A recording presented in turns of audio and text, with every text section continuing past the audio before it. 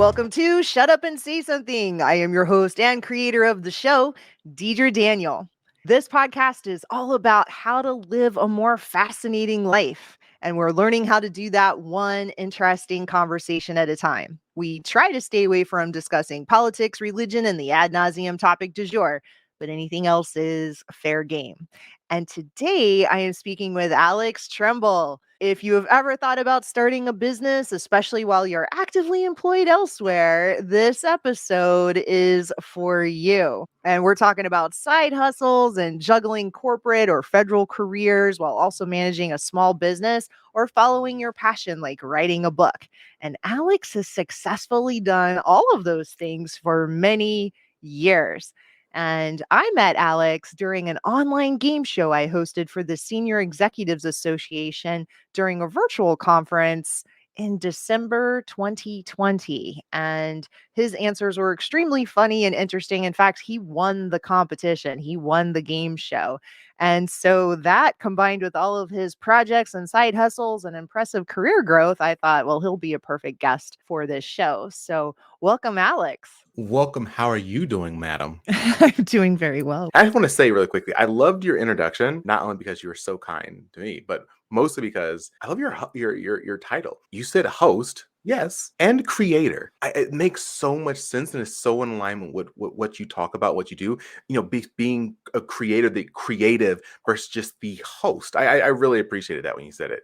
Oh, well, thank you. I'm still tinkering around with it, so I appreciate the feedback because I always think, should I shake this up a little bit? Do I need music? What do I need to do here? This is a mutual admiration society here because I remember shortly after you won the game show, then you started that podcast, the Executive Appeal podcast. I mean, I think you started like a week or two after I met you. I think you were working for the National Park Service when I met you. Back in the day when I was young, I'm not a kid anymore, but some days I sit and wish I was a kid again.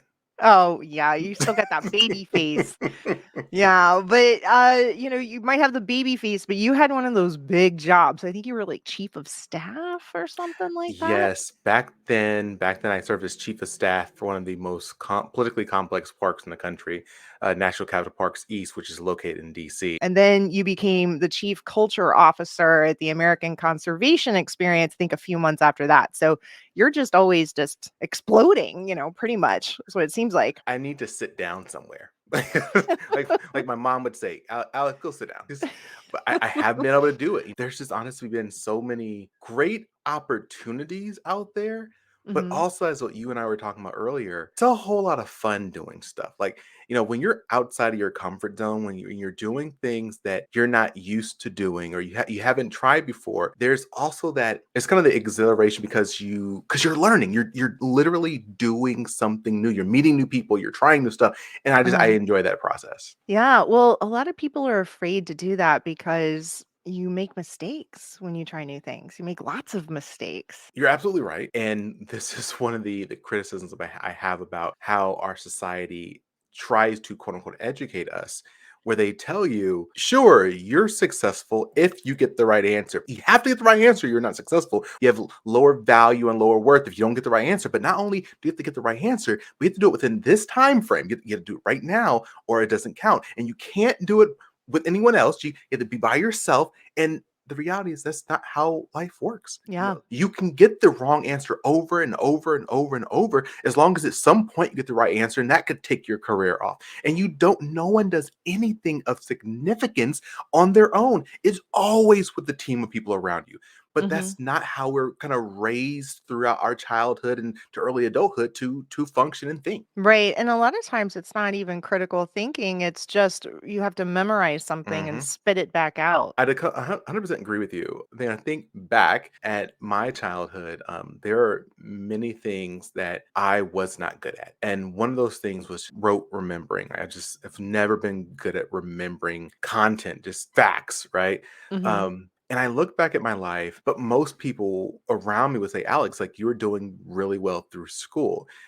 You were a football player. You were this. You were all CIF, all LA Times, all this. And then you went on to college to play football. And you got this big job in the federal government managing these executive leadership development programs and whatnot. And this kept going on. What I notice when I go back in time, I think about a couple things. One, how often I was wrong, how often I got it wrong, and I Mhm. was not successful in doing whatever it was I was trying to do.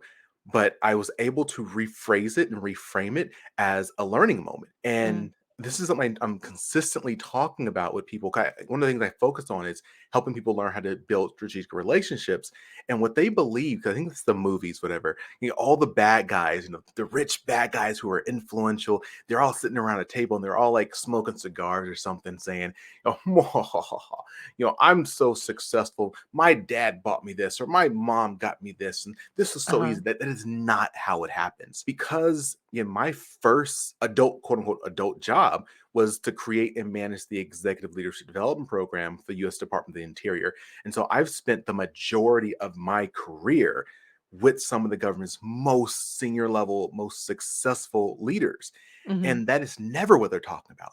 They're always talking about how they were able to overcome a challenge. Oh my God, this was so hard, or this happened, and I was just about there, but then this broke, or the policy changed, or whatever. And they talk about how they overcame it, and that's Mhm. what's impressive. So when we're talking about failure, what we should be talking about is, for me, anyways, I get excited when I fail, right? Because now I know I'm gonna have an awesome story to tell, Mhm. and I'm going to be able to not only learn from it, but I'm going to help someone else learn how to maybe hopefully navigate around and not have to fall down the same potholes that I fell in. Right. Yeah. And then there'll always be more potholes, right? Oh, of course. They don't fall in yours, they fall in another one.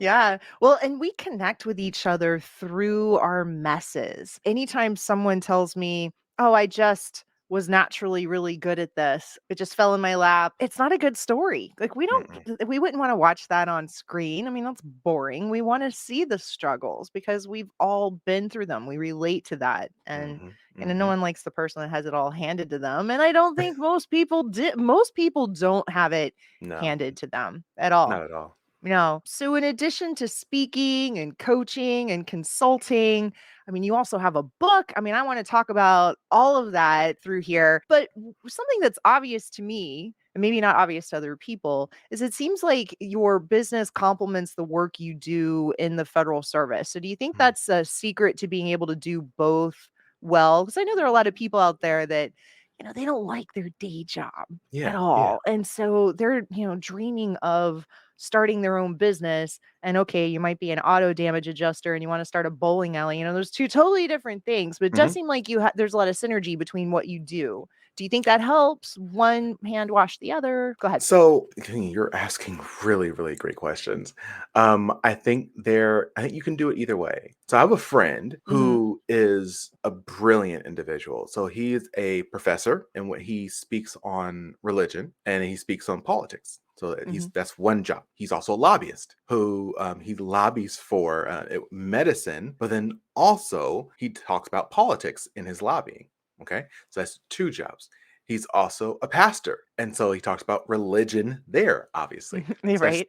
three jobs. Uh-huh. And he's an editor for a couple of significant journals or newspapers, which if I mentioned your audience would definitely know it. And so how he's been able to navigate all of those spaces is Mhm. because they're so aligned that when you're doing work for one, you're actually preparing for the other two.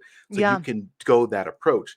Me, weirdly enough, I took a completely opposite approach. I started off doing executive leadership development, and I managed that program and then three government wide leadership development programs before I said, Alex, no, this is not you. You're going down this leadership path, and no one really takes HR serious. No one really takes training serious. But so you know what you're going to do? You're going to run in the opposite direction. That's how I became a program manager, and then ultimately a chief of staff. Is because I was like, you know what, my passion is training, so I'll do that on the outside with my own business.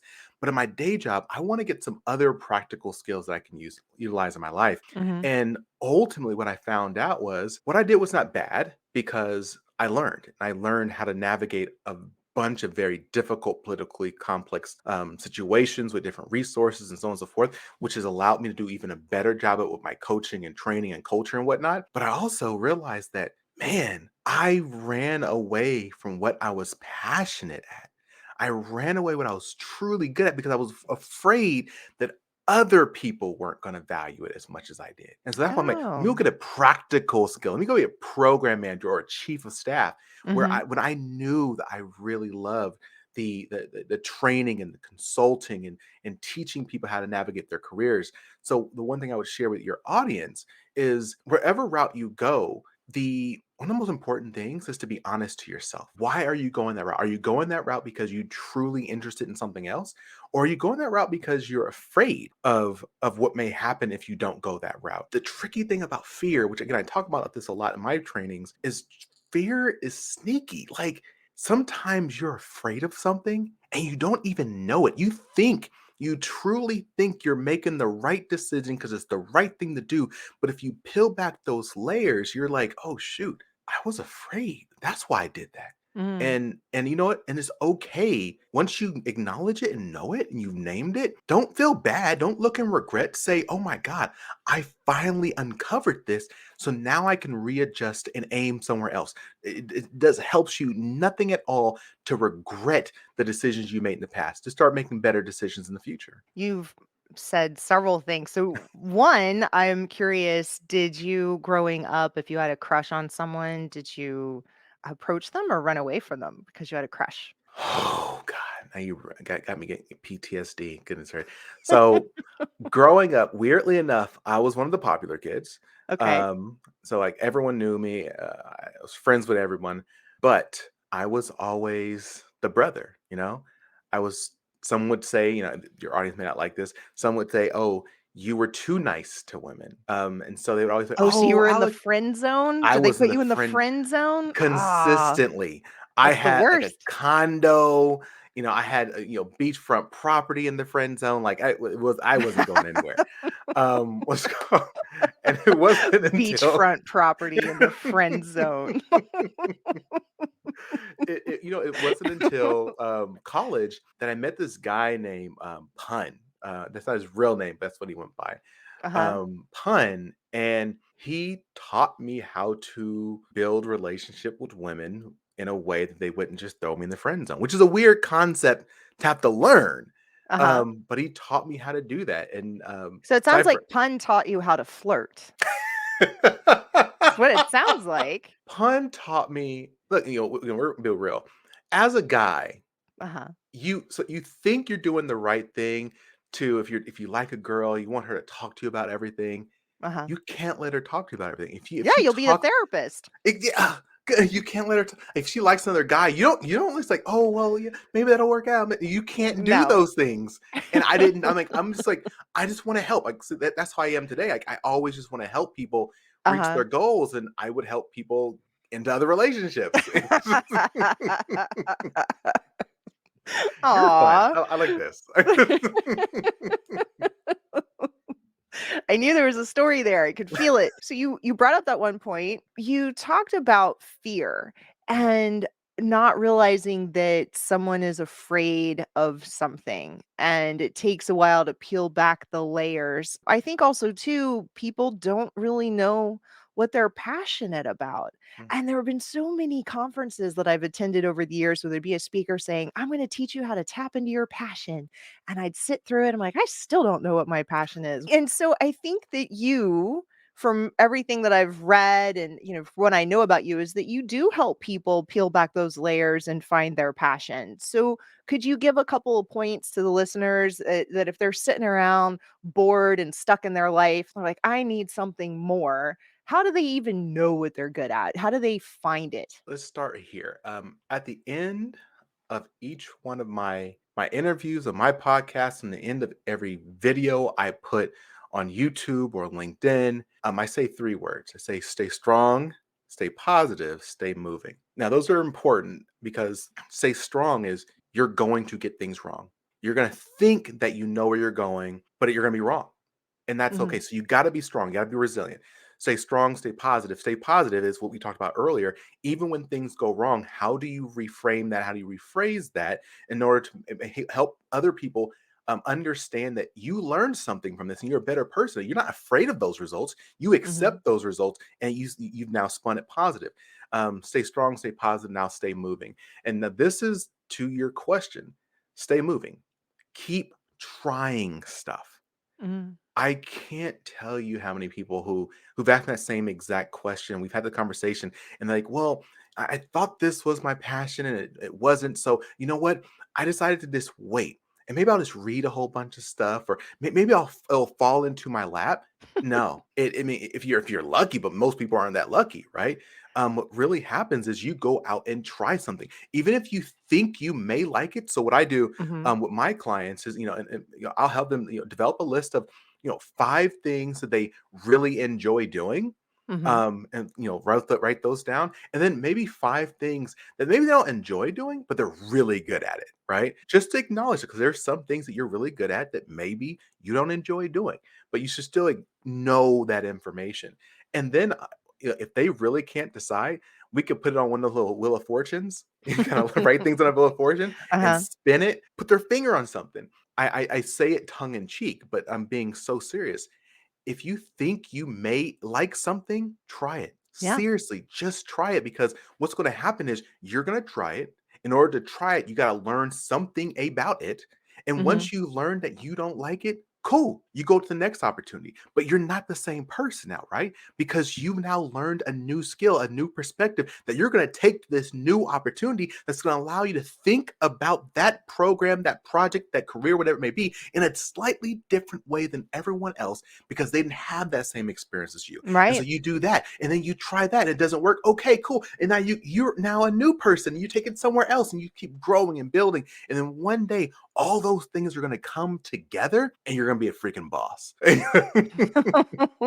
And I also think too that people need to do things that they absolutely can't stand so that they can stop and figure out, all right, what is it about this that I don't like? Or why Mm, don't I like this so much? Why am I so upset by it? Is it because I was just embarrassed because I wasn't excellent at it?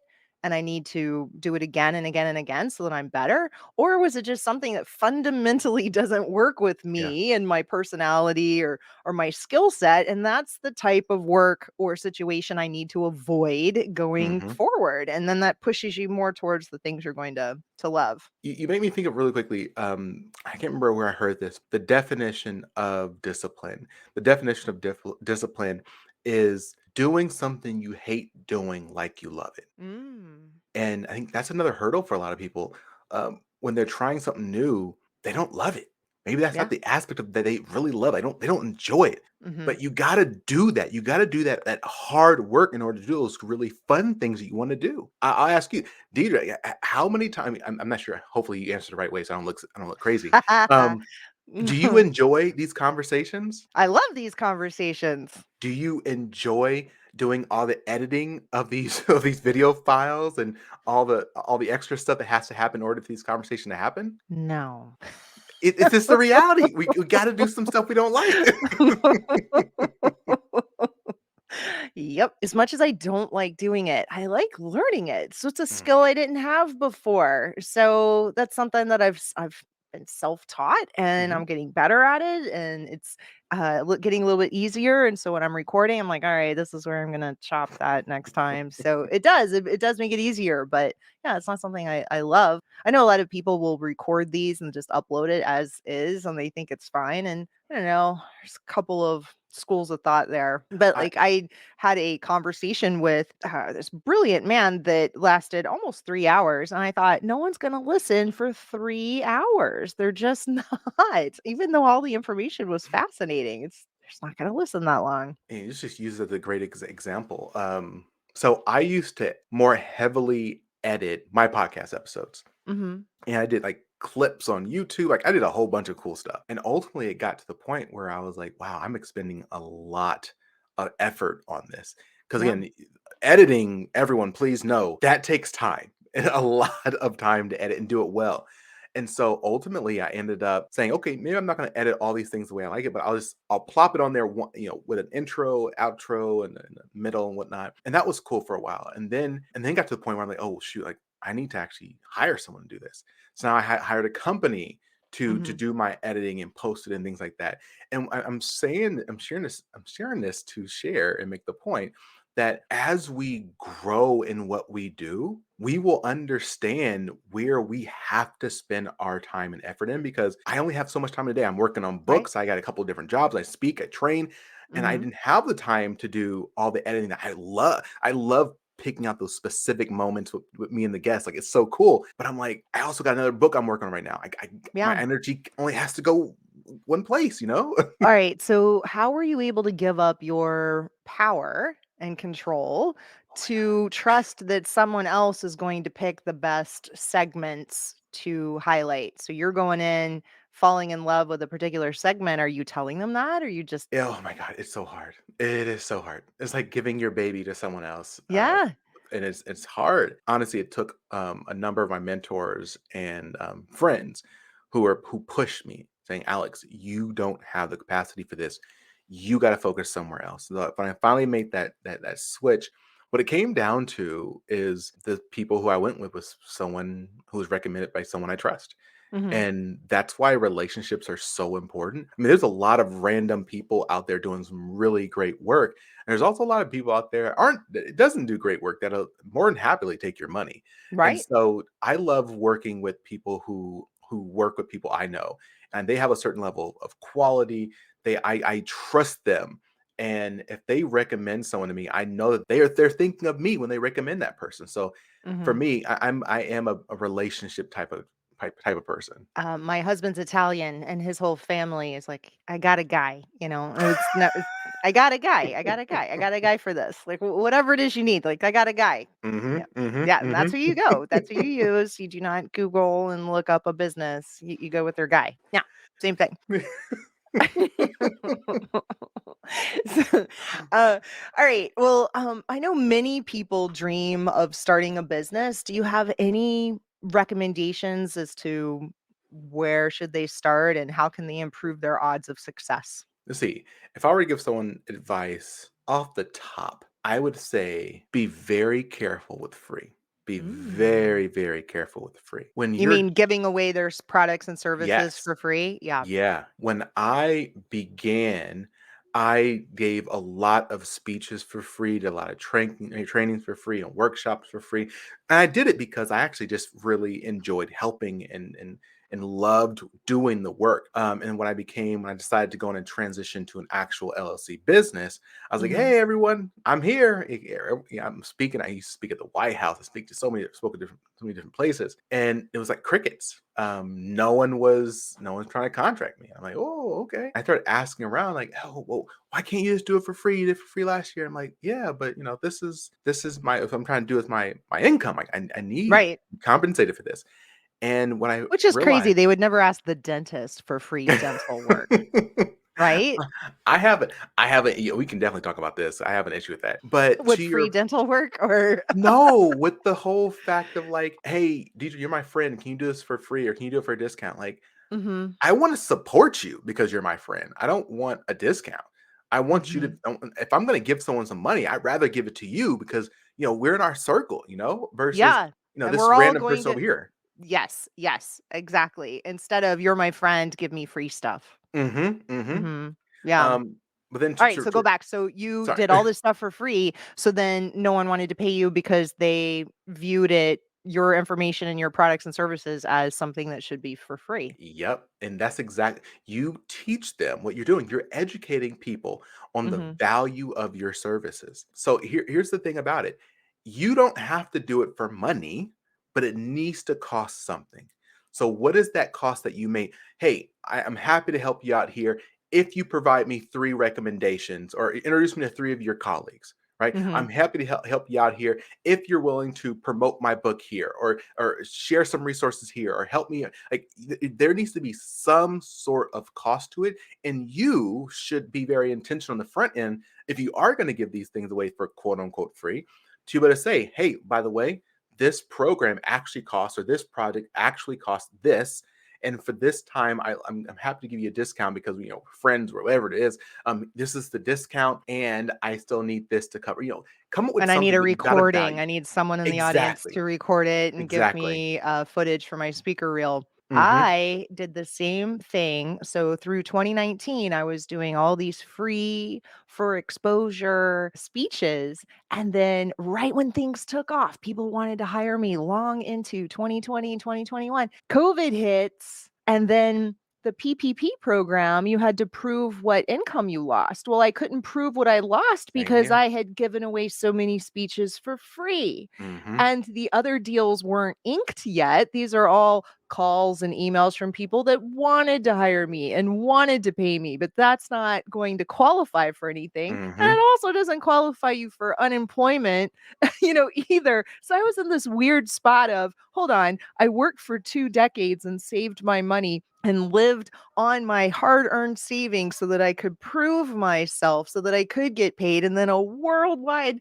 pandemic. I think a pandemic is worldwide anyway. That's kind of like a I don't need to, I don't need to say that. But anyway, this crazy thing happens that removes all in-person events globally, and now I can't prove what income I've lost. Like it was the craziest thing. I mean, Yeah. and that's how I wound up starting an online game show. I had to figure out something to make it work, but I get so annoyed when people ask for free presentations. And I know people that are in food service, like they start a restaurant or, like a catering company, or they're a musician or what have you. And everyone expects that stuff for free. Like, oh, give me Mm-hmm. free food Yep. and you'll get this exposure and then someone else will pay you.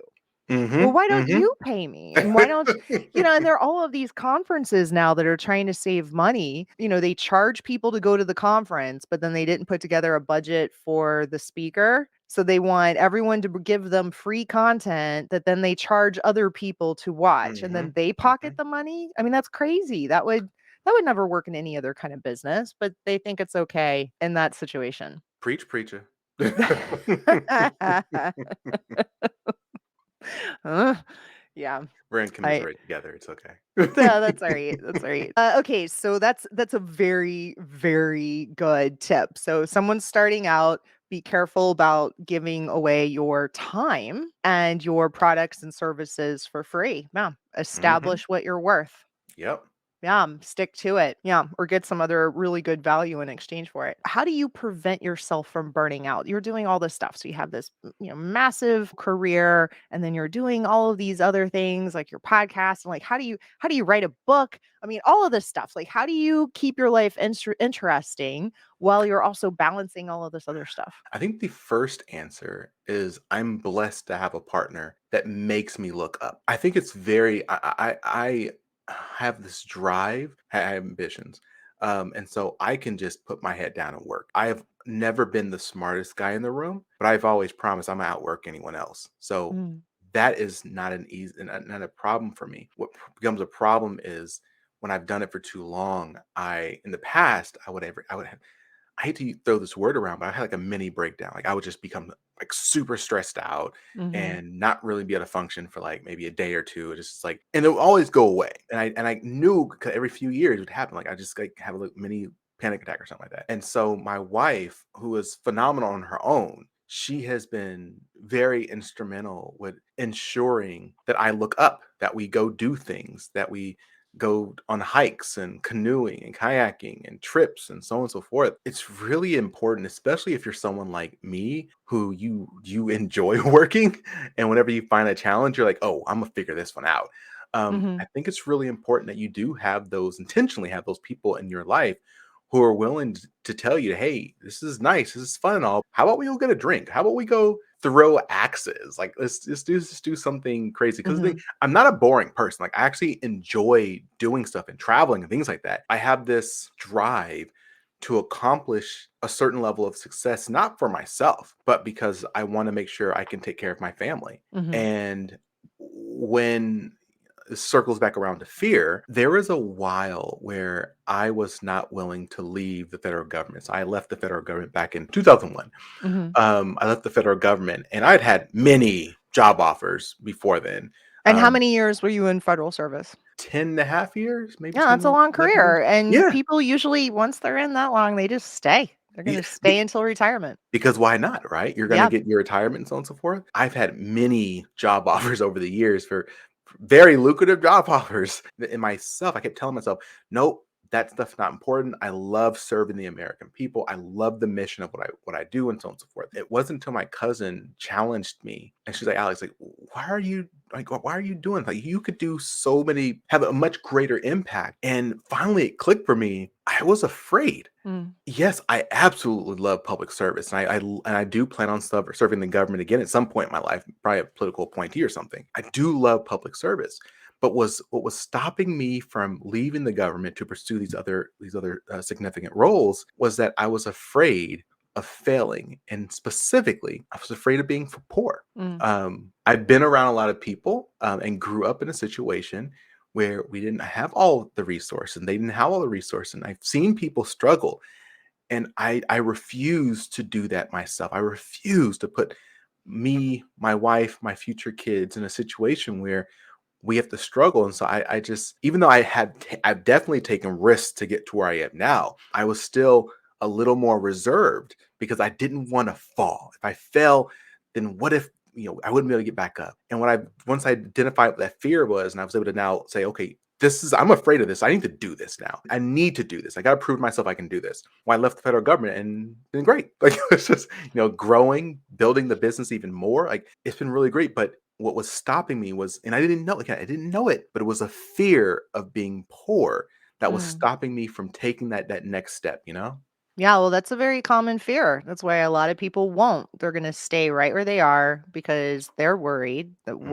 what if they become homeless? Like what Hmm. if? What if? What if? And so they're not Hmm. gonna do it. So it sounds like you have some really great people in your life, but do you have like an actual professional coach that motivates you? I actually had my first professional coach when I think I was like 23. Hmm. I think I was like 23 years old when I met him. So I'm a talker. I build relationships fairly easily. And I was in Atlanta for a psychology conference and one of this massive psychology conference. And one of the galas was being hosted by Coca-Cola. But you had to have invite only, so on and so forth. But I was able to talk my way into this event. So I get into this event, this super expensive good gala, and everyone's like all fancy and stuff.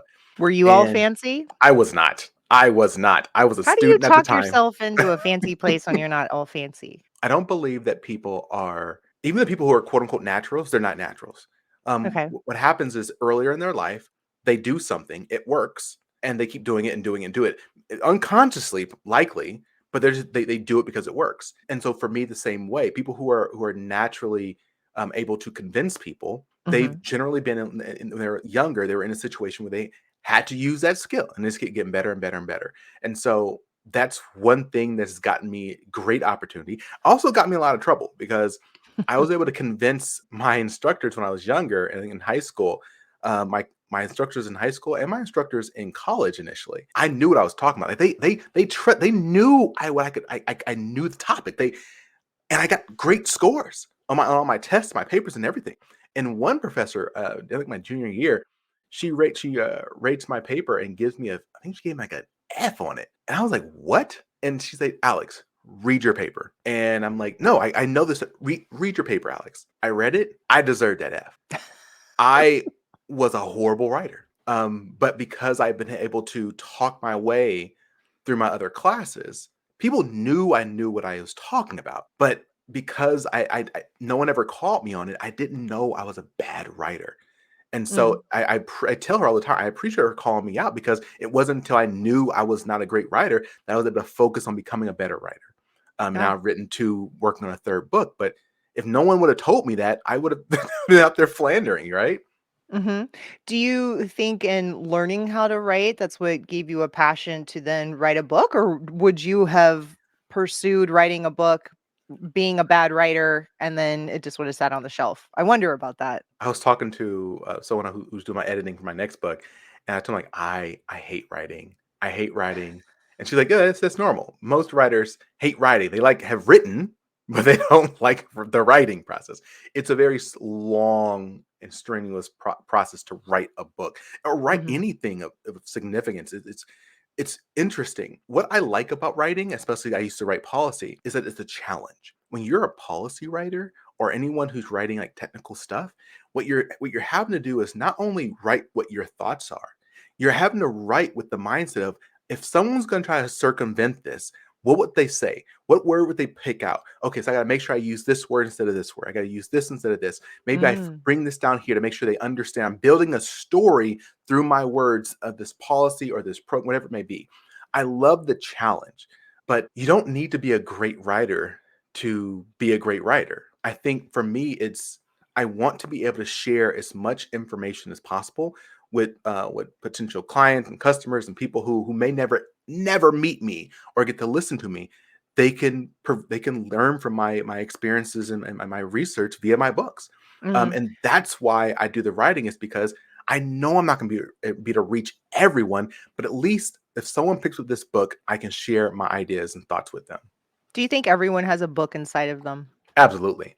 Okay. Um, And then but most people don't bother to write. So do you schedule a certain amount of time every day to write? Like what's your process? Because you have a job, you also have another job, you have another job and another job. You got all these layers of things and it's really hard to write and to pull away and have enough quiet to be able to get it done. So how do you so structure your day to do it? for those listening right now, I'm showing my phone. I have this phone in my hand, and this phone allows me to be a writer. Why? Because what I've been doing for the last 2 years is every time I thought of something interesting, I make a note of it into the phone. Either Into your notes or a text or what do you I do? What's your weirdly process? enough, I actually put it in an email. So I Okay, have so you an just email yourself. I just email myself, and then Mhm. I keep all those emails off to the side. And then whenever I record, whenever I have a thought I really want to talk, I'll put the record on. And I'll record a video, a voice of myself talking about something. I don't maybe know the answer to it, but it's a really interesting idea. And so I collect all of these thoughts. And again, same thing with quotes, or if I see an interesting person says something on Instagram, I'll save that. I'll save the link in one of my emails, whatever. And then when I'm ready to write, it's more so pulling all this information and putting together and shaping it versus sitting down and just write something from scratch, which is really hard, Yeah. Okay, but which is what I did then for my first book.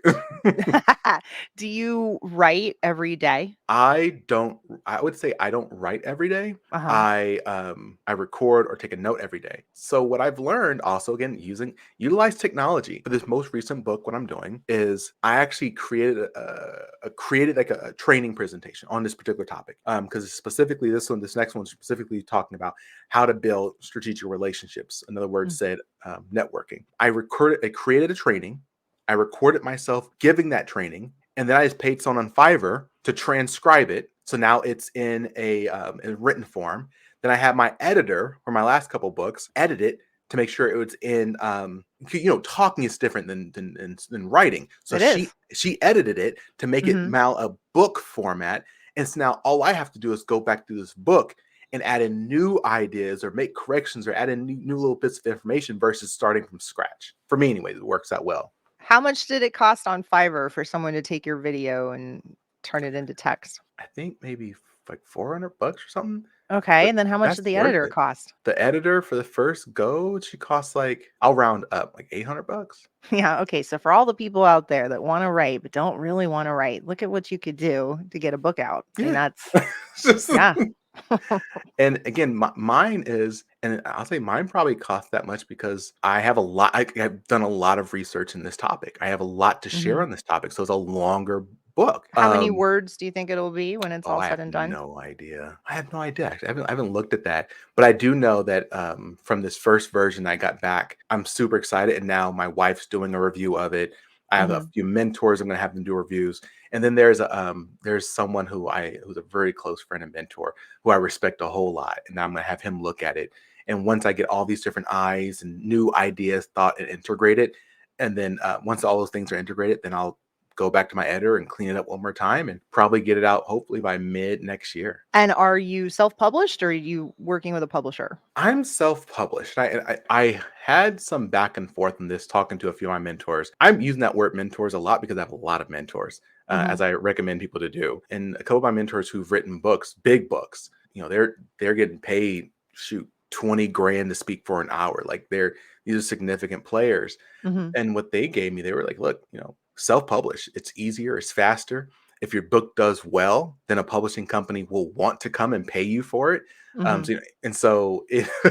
It's almost like there's no downside to it. I mean, obviously there's a downside to it. You do your own marketing, you do a lot of stuff yourself, but But um, Alex, I've talked to so many authors that go through the traditional publishing route, and mhm, they're, first of all, held captive as far as when the book can be mhm. released because it has to be on the publisher's schedule. And then the publisher still expects them to do all the marketing. Oh, absolutely. And then they're taking 9 out of the $10 that they would get off of that book. So if you have to do all the marketing anyway, you might as well keep all of the royalties. The game has changed. Back in the day, they used to this like publishers used to throw a bunch of money at people and say, "Hey, Uh-huh. here's some money, and and you're rich, and we're going to go sell your book for you and publish it and market it." And blah blah. Blah. That is definitely changed. Like Yeah. you said, it's a lot dependent on you to go market, Right. publish your book. I have a friend, and a couple of other people I'm very well connected to that are in the traditional publishing world. And anytime they consider an author, the first question is what's their platform? How Yep. many followers do they have? Hmm. What's, on social media? Who are they connected to? And how are they going to market the book? That's all they care about. Hmm. Hmm. Yeah. And I mean, Absolutely. granted, you can get one of those famous people who oftentimes they don't even write the book themselves. They've had someone else ghostwrite it and it's their name that they're writing on. And that's what the publishers want to, throw their money at. Yeah, you should self-publish. And you're doing this through Amazon, I would imagine. Or Yeah, yeah. yeah. Using Amazon. Yeah, Amazon's really upended the whole book publishing industry completely. Pro and con, right? That also means there's more noise out there, right? If Sure. everyone can write a book, then it's more quote unquote competition. But So most people won't write a book though. It I, still takes a lot of effort. I'll say I'll 100% agree with you. It still takes a lot of effort. Even if there are more people out there writing a book, it really does mean that you need to one put out good content. If you Mhm. have good content, you will stand out from the people who are just putting garbage out there. Because some people are. I mean, you can see them on YouTube. Write a book in in 5 hours. And all you got to do is this, and like you get rich real quick. There is garbage out there, and so what I Mhm. encourage everyone is if you're going to go on this, put some effort into it. Like what the difference between ordinary and extraordinary is just a little extra, right? Like, Yeah. this is you. This is your brand you're talking about. So make sure you do your due diligence. All very good points. So I was looking at your bio, and you were the youngest federal employee to manage 3 government-wide senior leadership development programs. And I'm thinking about some of the listeners who are starting out on their career, and for you to be so young to wrangle people who were probably 20 years older than you. I mean, did you worry about people taking you seriously? And if so, how did you give yourself a pep talk to get some street cred and some respect from them? What did you do? So I talk about this a bit in my book, Reaching Senior Leadership. The reality is that when you are in those types of situations, you have to be concerned with people taking you seriously, right? Mhm. And everyone is 20, 30 years your senior, and they're deputy secretary of this or director of that. It's serious. I think the trick for me would help me be successful in that position was being extremely confident that I did not know all the answers. If you go into a situation that you do not know what you're talking about, Mhm. someone's going to figure it out. Okay. So I was extremely confident with knowing that I did not know all the answers. I And see. because I knew I didn't know all the answers, I didn't go in there saying, hey, we're going to do A, B, and C. Let's jump on board. I went Mhm. in there asking questions. Hey, what's worked for you in the past? How did Okay. this work? Was this work for you? How can your leaders be more successful? What are you struggling in? And collected all their information and then Mhm. present it back to them. It sounds like you all are saying that you need A, B, C, and D. Is this right? Oh, okay, that's right. Okay, great. Let's do this together. It was not about me telling everyone what they needed to do. It was more so me collecting their ideas, helping them shape their ideas, and then presenting it back to them. And I think Ah, that's how you do it, especially in a situation where you're not exactly sure what the answer always is. that's great. I love that you didn't go in there pretending that you knew everything. That's good. I would, Because they they would would have have found called me you out. out. They're like, Yeah, they would listen, have called me kid, out. come on, kid. Yeah, I've been doing this for 30 years. What do you know? Many people want to climb the corporate ladder, but they lack that thing, that it factor, which helps them land the promotion. What are some of the key points in like your executive appeal workshops that you have helped other people attain those goals? Like, how do you help them get that it factor? You have to be honest with yourself, one. And two, you need to understand that the world is not fair. It is not fair. The sooner you realize that and you accept it, the better you be off. The reality is that people do judge books by their cover. Hmm. The reality is that hard work does not take you to the top. Relationships do. There's been countless studies that found that 80% of jobs are filled via relationships. Like I like to call it the black market. 80% of jobs. So if you are someone who wants to go up the ladder, who wants more influence, who wants more money, because that's what comes along with, so you can do great stuff, right? You need to have the right relationships. You got to have the right relationships. But if you're one of the people who say, nah, you know what? I'm just gonna keep my head down working. I work hard, and people will notice my work. My work speaks for itself. Well, let me ask you, your audience, this question: how many of you know someone who works extremely hard and they're not where they want to be? Yeah. Hard work does not take you to the top. Hmm. Hard work is a basic function. You got to be able to work hard. Absolutely. But there are other things that differentiate you. So when I talk in the executive pill workshops, I talk about the leadership perceptions, because that's different than leadership. It doesn't matter if you're a great leader if no one sees you as a great leader. It doesn't matter if you're a great communicator if no one else believes you're a great communicator. It's all about perception. So leadership perception. We talk about mentoring.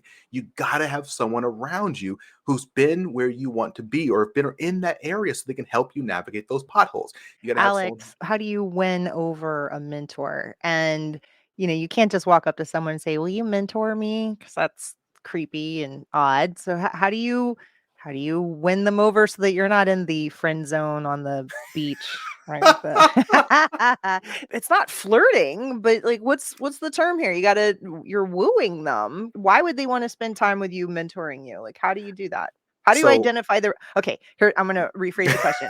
How do you A, Mhm, identify the right mentor, mhm. and B, convince them that they should spend some time mentoring you? So the first answer is super simple. It's called the 4C relationship building model. So it's what I created after doing a bunch of research and interviews. I created a model to help anyone build relationships with anyone, whether it be a mentor or a senior leader Mhm. or a customer, whatever it may be. And so that's why one of the issues I talk about. And it's four components to it. First is mindset change, then internal clarity, external clarity, then behavior choice. You do those things in that order, and you'll be able to build a relationship with anyone, regardless if they're a mentor or senior leader, whatever it might be. To answer your specific question, in order, how do you define or identify which mentor? You need to focus on you first. What are your goals? What are your aspirations? What are your needs? Where are you strong? Where are you weak? Once you identify all that information, there's so much more information. But once you identify all those things, you say, okay, I need a mentor to help me get here. You can't identify which mentor unless you know where you're going to go. So Mm. you got to know where you're going to go, what you're trying to achieve, so you can find someone who's been there, someone who has friends or connections that can get you where you want to go. That's why you got to start with you first. The Your second question was, how do you woo them? Yeah, And how do you win them over? there's a lot there. It's a huge answer. One specific tad bit of information I share with your guests is go big or go home. Okay. Um, if you're looking for a mentor, who I only recommend that people try to build relationships with exceptional mentors.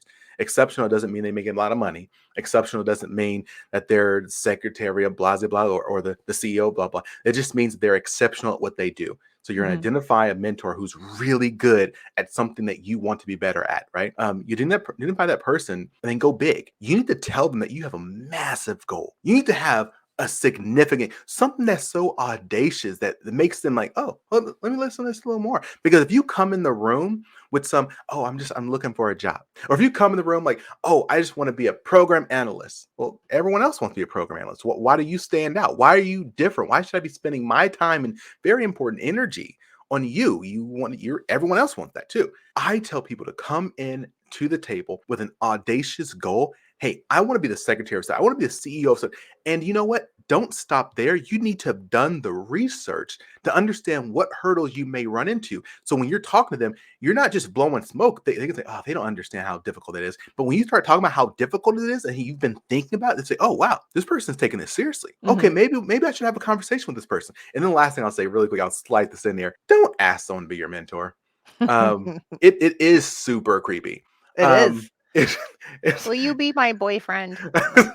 hold up. No, look, seriously. I never asked my wife to be my girlfriend. Never asked her. We just hung out and we didn't hang Uh-huh. out more. And then eventually, after like 7, 8 years, we decided to get married. I did the same thing with mentors. I never asked someone to Did be my did Pun mentor. teach you that with your Did wife? Pun teach me that? I Did don't know. If he did, I'm about to give him a call. What's going? It just became, right? Mhm. Because when you ask someone to be my girlfriend, it's like, oh, there's some weight on it. Okay. Or if you ask someone to be your mentor, immediately there's this reaction like, oh my God, I am responsible for this person's success, for their life. I got to make sure I have time to mentor this person. I'm too Yeah. busy right now. There's every reason why not to be your mentor. Mhm. just just remove those reasons off the table by not asking them. Just keep talking to them. Hey, yeah, I had a question real quick. I ran into this situation. Just pick up the phone, email them, whatever, and you keep asking them, keep involving them in the decision making, and they're already your mentor without them knowing it. And Mhm. eventually, you'll just get married. That's what happened with one of my mentors. They invited me to a gala where they were talking to some senators, Mhm. some stuff. And they're like, oh, this is Alex Tremble, my mentee, and I was like, oh, she okay? I got her, reeled her in. Okay. Nice. Yeah. Okay.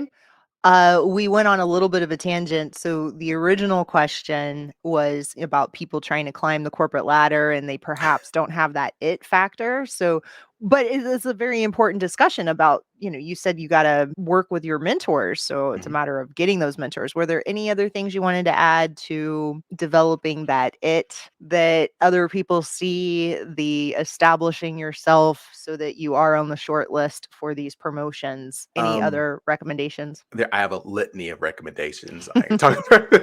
Your um, favorite recommendations. my favorite recommendation to provide value. Mm, I think yeah, that's a good one. it's such a simple thing and it gets overlooked, but I can't tell you how many people just, I mean, you know it. How many people just want something? Yeah. Just can you help me out? Can you give me this? I have this problem. Can you help solve this problem? Like Mhm. everyone is willing to ask. Like they just want stuff. But if Gimme, you gimme. can gimme. But if you Mhm. can stand out, and one way to stand out is to not be that person. Be the person Yeah. that, hey, what are you interested in? What are Mhm. your goals? What do you want an advancement? Hey, I have an idea. Maybe I can help you with a program. I did this research to help you. And if you can provide real value to those people who are in decision making influential positions, you can provide value, they're going to look out for you Yeah. because you're providing value to them. You're not focused on you. So that is one of the biggest things I would say. If you really want to climb the ladder and gain more influence, provide value. But the only way to provide value is to stop running your mouth asking for stuff and more so focus on learning about the other people, their desires. Right, right. And don't even wait for them to ask. If you notice that they need help with Exactly. something, jump in and help them. I Hmm. noticed this was a friction point. Here is a solution. And I'm not just dumping a solution on you, but I'm actually taking it on to help you. What do you think? So That's I'm not sure when this is going to come out. I'm not sure if this will be relevant when this does come out. Quiet quitting. Have you been hearing about that at Oh all? god. Well, there's quiet quitting, but there's also quiet firing. I mean, all these companies that are not giving people decent raises and what have you. I mean, they're essentially quiet firing people as well. But yes, I have heard all about the quiet quitting, which is pretty much people just not working. Although others will say, "Well, I'm just doing my job and nothing more." I'm Hmm. doing exactly what I'm expected to do. Is that really quitting? You're like a C student or a B student? Is that quitting? That's not failing. You're not going in there and, filleting a fish on your desk. You're still showering before you go to work, right? In regards to quiet quitting, I left this comment on a blog, a LinkedIn post the other day. The reality is, I don't think it's about the company. Like, would I quiet quit? I wouldn't kind of phrase it like that. My question to me is not about, am I hurting? The company's not paying me, so I'm going to stick it to them. I care nothing, no, not in a bad way, but I'm not focused on the company and how the company and organization feels. Uh-huh. What I'm trying to understand is, what are my goals? What are my aspirations? Is doing this extra work going to provide me with the skills, the resources, the influence, whatever it may be, to get to my next goal? If it is, then I'm going to do it because it's about me reaching my goals so I can help me, my family, the community, my community, and so on and so forth. And if they don't respect me, if they don't appreciate me or do what they need to be doing as an organization, then you know what? Maybe it's time for me to go somewhere else. Hmm. But I'm not, again, I get really a little antsy when people talk about like, oh, I'm gonna stick to the organization. But again, your life is about more than the organization. Like last thing I'll say on this, I moderated a panel discussion years ago, and this woman stood up. And we were talking about career progression, and she stood up. She said, "I've been working for this company for 20 years, and they have never once sent me to any type of leadership development program, and they didn't try to invest in me." And I was like, shoot, 20 years. Yeah, 20 years. I'm like, so you didn't like take a class on your own Hmm. why should I be doing that? The company's supposed to develop me and do it. I'm like, you burnt 20 years of your life waiting for the company to develop you. Hmm. I know I was becoming that guy in that situation, so I started to shut up. But again, it's not about, for me anyways, it's not about the company. It's about my locus of control. I have control over what I do. I don't have control over what anyone else does. Yeah. If I think that this is going to benefit me, I'll do it. If it's not going to benefit me, then I won't. Again, this is not a negative, bad way. I'm just saying, like, I'm not trying to say I don't do anything. My wife always called me, Alex, you shouldn't say it doesn't benefit you. I'm like, but does it benefit the things I'm interested in? Whether Hmm. it's helping people for underrepresented communities have a seat at the table, is it providing more resources for Black and Brown people who don't have them or don't have the opportunity to advance in their careers within the organization? If any of those things I care about, then maybe I stay there. I do that good work. Hmm. But if it's not in alignment with anything I value, then maybe it's time for me to leave. Right. And we're so lucky here in America. I mean, we have the internet at our fingertips. There's so much information out there. And to your point, if no one's going to develop you, you can develop yourself. And Hmm. there's so much free content out there and so many ways for you to connect with other people to Hmm. be able to get into these other roles, to sit there for 20 years and rot because no one's recognized you. Yes, it's terrible. We would all like to be recognized. I'd like someone Yep. to walk up to me and go, "Deidre, you're the chosen one," but it's not gonna happen. I gotta get out there and promote myself and learn and what have you. And if I were to quiet quit and withdraw from the company, I'm not learning anything new. Hmm. Like I'm going back a step or two or three. And so then if I do go work somewhere else, then I'm going to struggle more because I haven't been developing myself. My muscles have atrophied. Like, teacher, what type of quality do you provide? Right? Hmm. Regardless of where I go, people know Alex is going to perform. I refuse for my quality to suffer. And again, if it's a choice between, you know what, Alex, I'm going to quiet quit. I'm just going to do all this stuff half butt, I You guess. can say ass. It's Okay, fine. half ass. I'm doing these things half ass, and it's going to ruin my reputation. Uh huh. Or do I just go somewhere else? I'm gonna go somewhere else. Kind of want to ruin, Right. like, my reputation is how you get to your next gig. Right, it's your brand. Your brand is what Mm-hmm. people say about you when you're not in the room. Mm-hmm. Yeah. Mm-hmm. So we have a recession looming and we've been talking about side hustles and all that kind of stuff, but I feel like there's other people that might want a steady job in the federal service. So that could be very appealing to people. Can someone switch careers in their late 30s or 40s and actually start a job in federal service? Is that possible? Because you always hear like, oh no, you got to get in there as like a kid and work your way up. How would they even do that? I think you're one. You're absolutely hilarious. But but two, no, I actually think of people. 'Cause I do know some people who started like super young, Hmm. which meant that they could retire super young too, right? That's right. Like Um, 40 something, right? Exactly. Yeah. So, and I want everyone to know 40 something is young. Okay. Everyone know this.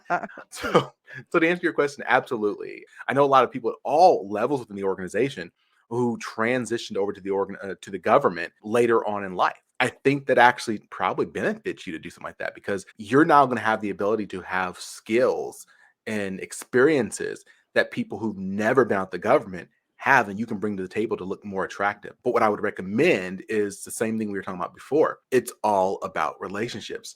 You can go on and put your job, your resume on usajobs.com, I think it's like a freaking abyss. I would recommend, if you're interested in moving into the government, start meeting people within the divisions, the offices, the departments that you're Mhm. interested in working in. Start meeting those hiring managers, seeing exactly what they're interested in. Start having conversation with them about how you could provide value, how you could help them reach those goals. So when the positions do come out, they see your name. And now you don't have just a freaking piece of paper. You have a piece of paper, and you have had a conversation with them. And if anyone says, "Oh, that wasn't taken into consideration," they're lying, partly to themselves, because a lot of stuff is unconscious and conscious, but a lot of stuff is unconscious, and they just know that, I like this person for some reason. Mm. Actually, really quick side note on that: humans are not great at rote memory.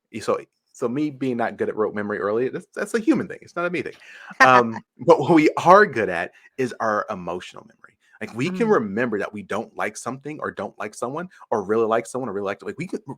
We're really good at that. So when you're trying to build relationships with these people, what are you focused on? Spewing a whole bunch of information about your background they'll never remember? Absolutely not. Your whole point of that conversation is to make them like you. I gauge this for myself. If I pick the phone and call someone, or if I email them, or I text them, when they see my name, do they smile? Do they frown? Do they grimace? Do they not even care? What I'm going for is, they don't got to remember everything I say. I just need them to pick up the phone next time I call. That's what Right. I'm If focused if your on. calls go to voicemail, you haven't done a good job building a relationship. Like, "Ah, it's Alex. Send it to voicemail." Exactly. Are there any other questions that I forgot to ask you, or you think I should have asked before we move into the next segment? You- Again, you've done such a great job of asking questions. It's interesting where we find ourselves right now as a society, and I hate to use this reference. I'm going to use it, but hopefully no one cancels me for it. Cancel culture. And when I talk about cancel culture, when I'm Hold on, talking you about, said, "I hope no one cancels me for talking about cancel culture?" yes, I absolutely did say it. um, Okay, alright, carry the, on. the reality is that we've moved to a place and a space where perfection is expected. You're expected to do the right thing with the right person all the time, and you can't make mistakes, or you're racist, or you're bigot, or you're sexist, or Mm. you're this or that. There's a bunch of different isms that get thrown at people. Because of this reality, I ultimately ended up creating what's called executive pill workshops. I started off as a podcast, but organizations started coming to me saying, "Hey, look, we need a place, a space for our upcoming leaders to be able to have blunt and honest conversation with their top leadership about what it takes to be successful." But they don't feel like they have a safe place for that. So I created the executive pill workshops, to be that space. So it's actually really cool because I Well, get hold to on, so it sounds like they wanted to be able to give people blunt, direct feedback, but they were worried that they would be offended, and then is that it? No, No? no, it's Okay. the other way around. The people who were less senior wanted to be able to ask questions. So if you ask certain questions, people say, "Oh, are you racist? Are you sexist? Like, why are you asking that question?" But sometimes they're legitimate questions, that Can people you give me want an to. example? I hope I can get myself in trouble with this. One of my Okay. cousins, I'll say, one of my Okay. cousins Okay. is gay. Mhm. She's married. She was married to a woman who went through the transgender process. Whenever I have a question about the LGBTQ community, I tend to ask her, because she's someone who's safe, someone who says I can ask those questions and I can get real responses, so then I can function in the real world. Because Okay. I've gone to certain people and asked questions. They're like, "Well, why are you asking that? Why is that important?" And I'm like, "Well, I'm trying to explain. It elevates so quickly, and so Oh, you have to have a place." I mean, if you think about in race as well, like, I've been in plenty of rooms where a white person was in a room with a bunch of people of color, and they ask a question that they really legitimately, I can tell, like, they legitimately want to know the answer, but it's seen as willful ignorance, or whatever it may be, and vice versa. Like, there's been in situations where white people are doing some crazy stuff in the flip, right? You have to have spaces where people can ask questions, mhm. so that they can feel like they can actually learn. And so what I do with these events now, these workshops, is what I'll do is I'll interview all of the participants ahead of time and ask them, "Hey, look, what are the questions that you wished you could ask, but you're not sure you can ask?" Like, it's safe place for you to ask, whatever it may be. What are those questions? And then I take those questions, and then we host this event with a fireside chat with their CEO or their top level leader. And I ask those questions, but I do it in an entertaining way. Like, I love your show, right? And your game show. I do it in a way that it's all about me asking questions and getting real Mm-hmm. answers versus Okay. it being attributed to any of those people in the room. Ah. And so we do a lot of other stuff as well, but it's been so great being able to have those experiences because these are real questions that people want answered and need to have perspective on. But so many people are afraid that if they ask the wrong question, they'll be labeled as a blank. Yeah. And if you feel that fear, you'll never ask the question, which means you'll never know the answer. And you're probably going to do something that you're going to regret at some point based on it. Sure. Maybe overcorrect or walk on eggshells or just act Hmm. odd. Yeah. Hmm. Hmm. Oh, Hmm. I think that's great. What a good service that you're offering. A lot of companies that have diversity, equity, and inclusion programs should be including this. Look, these are difficult conversations. And the reality is that a lot of leaders are just really nervous of looking stupid. Yeah. They don't want to look like they don't know what's going on because they feel like they're expected to always know the right answer. And so this provides an opportunity for them to learn these answers while at the same time having fun. Like, no one wants to be in a situation where you're having to learn stuff, but it's like a lecture hall. Like, if you can have some fun, some laughs, and you're throwing in some, you're having some interesting conversation and dialogue, and then some small groups, like that is fun and you learn. Like, and that's why I think Hmm. these executive pill workshops have been so cool and so helpful for organizations because it's entertaining, you know? That's good. I think you should look up Unanimous AI. So it's unanimous.ai, something that Dr. Rosenberg created. It's a platform that allows people to collectively make the right decision. And Mm, no one knows who is doing what. So, okay, think about this. It's like you got a field, mhm, right? And there's a little hockey puck in the middle, and everyone has these magnets. And so mhm. they manipulate the puck to push it towards the right answer, almost like a Ouija board going Yeah. to, answer A, B, C, or D, that kind of thing. Mhm. And that collectively they will make the correct answer, and everyone gets to weigh in, and you don't have that loud voice, the bully or whatever Mm. that is bulldozing the conversation and trying to get everyone to go in a particular direction because their Yeah. ego is at stake. And so then everyone wants to go along with the boss because they want the boss to like them or what have you. All of that is eliminated, and everyone has a seat, an equal seat at the table, coming up with collectively the right decision. And they're coming in with their points of view and their gut instincts and the knowledge that they have to work together to come up with the right solution. I think you should check it out. There's a lot of overlap there in I what you're doing. I definitely will, and I just wanna point out because you made me think about this now. I just posted something on LinkedIn today. Oh my god, what's his name? I can't remember the guy's name right now, but he is a reporter, Hmm. and I don't say suffers. He lives with Mm, severe stuttering. And so, how he communicates with the world and very effectively, given his job, is via writing, right? mm, You bring up a really great point that when we're talking about getting everyone's perspectives and buy ins, we also got to make sure we're providing the right platforms.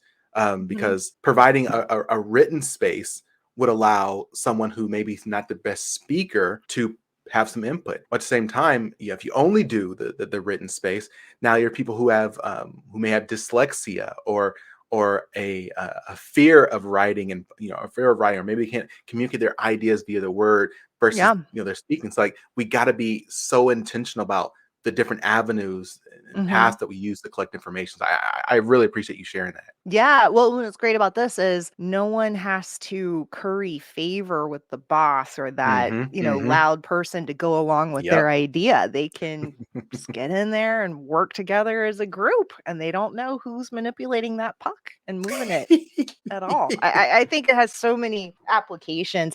Oh And yeah. his group was able to figure out first, second, and third and fourth place of the Kentucky Derby. They had all of these professional, like horse race enthusiasts who, on their own, were not accurate, but together they accurately predicted first, second, third, and fourth place. So we're Yeah. talking changing the gambling industry. I mean, Yeah. and they're able to like pick the right stocks. They're able to pick the right Oscar winners, whereas on their own, people don't have the right answer, but Hmm. collectively they do.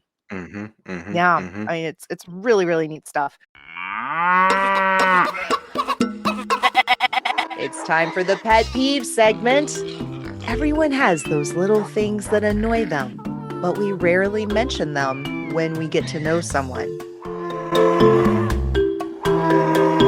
What are your pet peeves? Oh my goodness gracious. You're gonna get me in trouble with my wife. First is time. Time is extremely valuable. The only thing that we can spend and never get back. Yeah. I don't like being late. I don't Mhm. like when people make me late. And so that is definitely a pet peeve of mine. The second is being wasteful. I've seen way too many people struggling to have food and things like that. It just really frustrates when people let food go bad or they buy too much food and so the food Mm, goes bad. So yeah. the waste. My top one, which encompasses the first two I just said, is being inconsiderate of others. I get really frustrated with people who are inconsiderate. People who are, if you're walking down a sidewalk and you have a group of friends who are like lined up horizontally so no one can pass them, like, come on now, like you see Uh-huh. other people walking, like just move over a little bit. Same thing for like people in traffic when swerve past someone, like that's not being considered. Like just care about other people a little more. Like that's a pet peeve for me. Those are all great answers, but I'm a little confused because you said I'm going to get in trouble with my wife. So, does she cause people to be late? Does she waste food and she's inconsiderate of others? I don't understand. Why would you bring that up?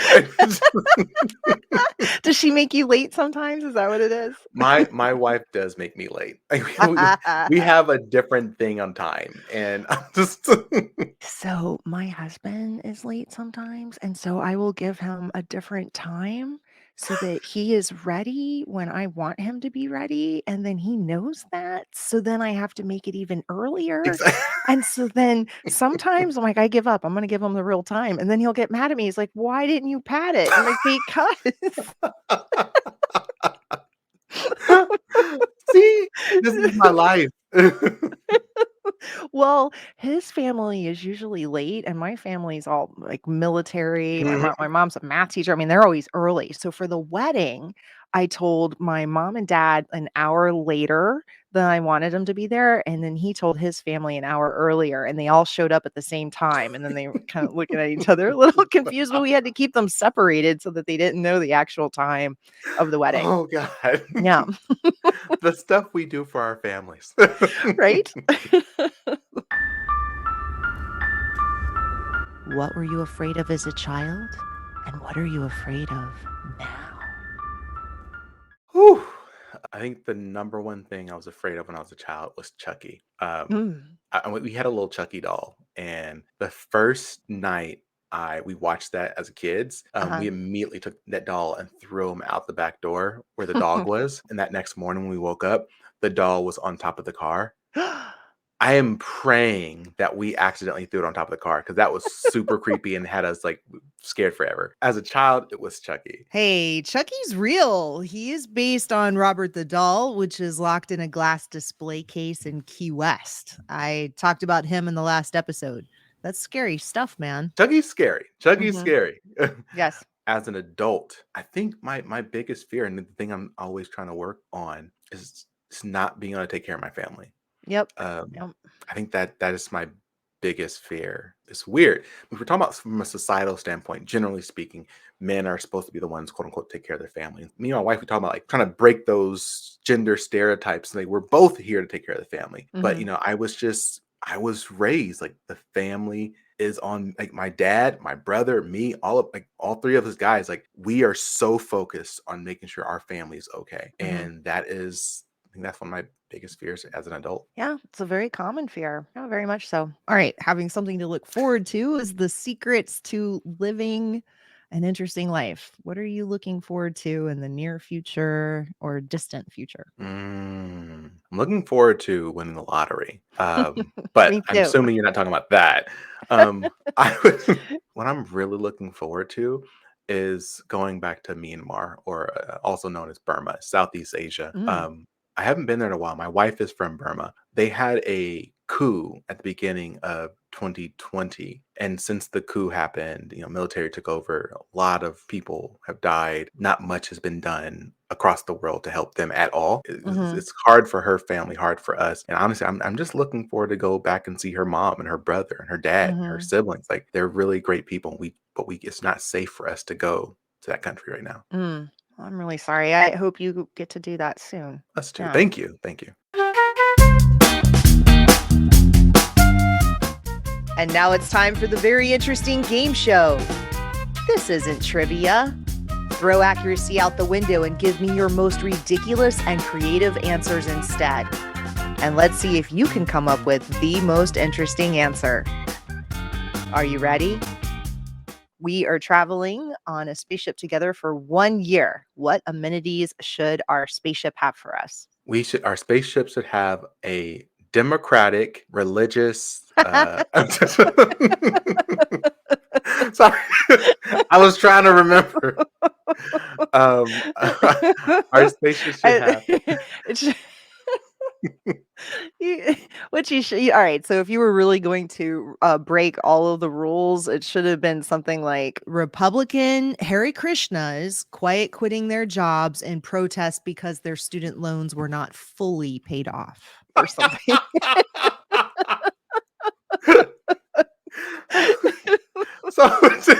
But to answer your question, and not give myself some time to think, I would say the entire series of Dragon Ball Z with dub, not sub. I can't read this. I can't read fast enough, so it's dub at all. Okay. Wow, that is very specific. I have never heard that answer before, ever. Okay. Scientists have figured out how to unboil a hard-cooked egg. What else should they figure out how to undo? Oh my God. They should learn how to undo. Oh my God. I got it. Okay. They should learn how to undo raisin and chocolate chip Oreo cookies. Why can't we just have Oreo cookies like we had back in the day? All Oreo cookies got raisins and chocolate chips in it. Why? What? It makes no sense. No, hold on. What do you mean Oreo cookies have raisins in them? Sorry, I meant to say oatmeal cookies. Oatmeal cookies have raisins and chocolate chips, and I'm so barf. That's disgusting. I'm so frustrated. Like, just undo this whole raisin chocolate chip thing from oatmeal cookies. It's so much better before. Oh, yeah. That's actually a debate that I have, and it's about Oreo. I'm not Oreo cookies. Now you got me saying Oreo cookies. Oatmeal. The debate is oatmeal raisin cookies are sad. And yeah, because nothing's worse than bite for me. I mean, I wouldn't say nothing's worse. There are a lot of things that are worse than this, but you bite into a cookie thinking it's going to be chocolate chip and it's oatmeal raisin. Like, that's just so sad. Like, this is a sad day. What sick, sadistic person is this? Okay, next up, the hair on honeybees' eyeballs helps them to detect humidity, determine how the wind is blowing, and pick up extra pollen. Pick a weird place to grow hair on your body and give it a fascinating function besides just being hair. So, this may sound weird, first thing that pops in my mind. Okay. But imagine having hair in your mouth. Okay. If it was the right texture, it could actually consistently brush your teeth all throughout the day, so your teeth are always clean, because like basically flossing all day. I love it. So you always have fresh breath. Your teeth are always nice and clean. That's great. I love that. Yes, perfect. Well, let's go back here. So if you're French kissing someone with a hairy mouth, like, what do you think? I mean, you think that's like going to be a great texture? Is that going to add to it? My assumption, I've thought through this now that we've been talking. My assumption is that if everyone had it, it'd just be like a thing. Like, everyone would just be used to it. And what if your tongue hairs get tangled?